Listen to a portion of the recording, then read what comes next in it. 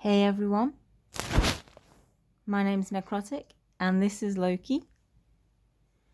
Now, I was going to be trying to review Ichi the Killer tonight, but I'd hoped to keep Loki on camera for the whole time, but he's having a very hyperactive thanks to new catnip toys day. So I've spent I guess 2 hours now trying to get him to calm down enough and sit still enough for me to make a review with him on camera, and he's just not doing it. So, and this is the last treat, so I guess what's going to happen now is he's going to wander off, and instead of reviewing Ichi the Killer, I'm going to end up ending this video and making a proper review with Loki's help tomorrow. The short version of it though is I rewatched Ichi the Killer because I was looking at lists of most disturbing horror films of all time, and Ichi the Killer always shows up on them.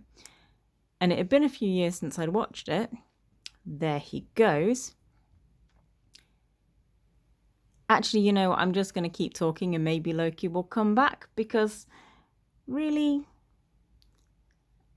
I wanted to get a video uploaded tonight, and trying to wait for him when it's like midnight isn't really going to happen.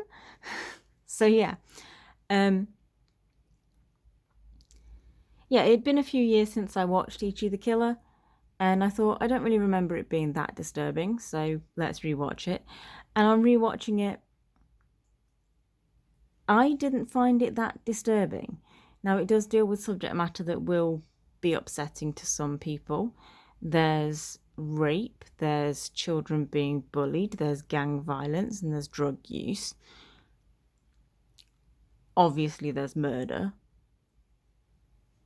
Some people are going to find those subjects disturbing, but those subjects show up in a lot of films that don't end up on most disturbing films of all time lists. So I was thinking maybe it's something to do with the gore, which is why it keeps showing up on those lists. But the gore is done in such an artistic way, like it's really not realistic. So I don't even think it's to do with the gore.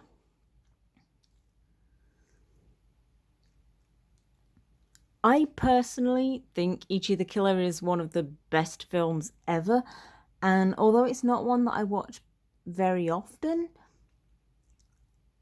I do really like it. I would highly recommend it. I'd give it like a 5 out of 5. It's brilliant. The reason I don't watch it very often is because usually when I'm watching films, I like to do things like crochet at the same time. And I haven't found an English dubbed version of Ichi the Killer. So if I want to watch it, I have to read the subtitles, which is fine. Just it doesn't work if you're crocheting and watching a film at the same time. So yeah, that's the short version, and I will probably make a longer review of this tomorrow when Loki actually wants to be on camera, because at the moment we're just looking at Loki's blanket because he wandered off to be hyperactive with his cat toys, the new catnip ones, a little bit more. So yeah, I'm going to end this one here. Thank you very much for watching, everyone, and I will see you again next time.